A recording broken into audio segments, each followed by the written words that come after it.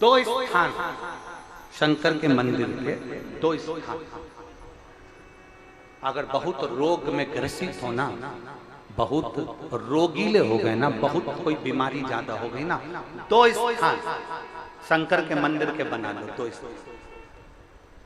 जिसको हमको साफ करना है दो स्थान, और वहां चंदन की एक बिंदी रखकर आना, दो स्थान बना लो।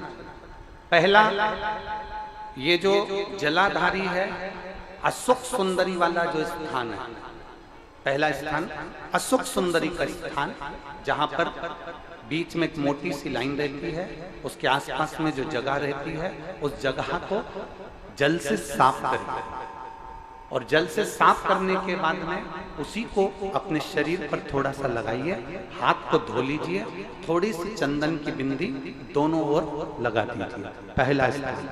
दूसरा स्थान, जहां से पानी बहकर जाता है, उस पूरे स्थान पर से कहीं भी एक तुम्हारा मन कर जाए, उस स्थान को थोड़ा सा हाथ से और जल से साफ कर दो, और वहां भाग को अपने हृदय से या शरीर में जहां रोग है, तकलीफ है, बहुत कष्ट है, बहुत दर्द है, उस स्थान पर लगाओ, और चंदन की हाथ धोने के बाद चंदन की एक बिंदी उस स्थान पर, वो नाली वाली जगह पर कहीं पर भी रख दीजिए। ये दो जगह आप साफ करना सीख जाओ। ये दो स्थान आपने अगर साफ करे हैं तो निश्चित है कितनी भी बड़े से बड़ी बीमारी है, उसका रिजल्ट अच्छा ही आएगा, वो बीमारी समाप्त होगी, वो बीमारी समाप्त होगी, निश्चित है। थोड़ा समय लगेगा, थोड़ा समय लग सकता है, पर आप अपने भरोसे से अगर करोगे तो निश्चित प्राप्त।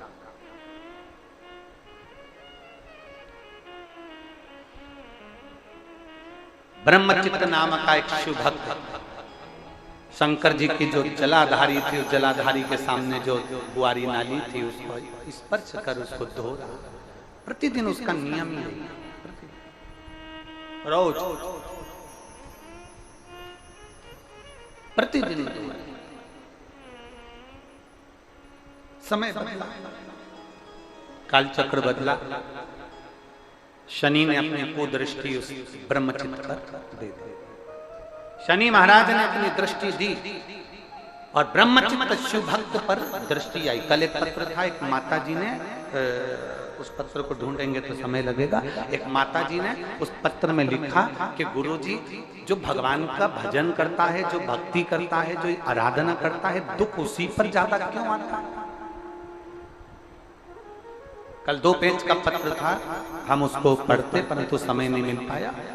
सबसे ज्यादा दुख जो भगवान की भक्ति कर रहा है, जो भगवान का भजन कर रहा है, जो भगवान का स्मरण कर रहा है, उसी को तकलीफ क्यों आती है? शिव महापुराण की कथा कहती है, सोने में खार होता है, उस सोने को जलाया जाता है, तपाया जाता है, कूटा जाता है, खूब जलाते, खूब कूटते, खूब तपाते, और जब आखिरी में तप जाता है, कुट जाता है, और उसका खार समाप्त हो जाता है, तो वो निखर जाता है। उसी तरह मनुष्य जब भगवान का होने चालू होता है तो भगवान उसको तपाता है, इतना तपाता है, इतना तपाता है कि उसको तपाते तपाते फिर उसको अपना बना लेता है। और जब एक बार वो शंकर का हो गया तो फिर वो भटकता नहीं, शिव का ही रहेगा, फिर वो भटकेगा नहीं, फिर वो शंकर का शंकर।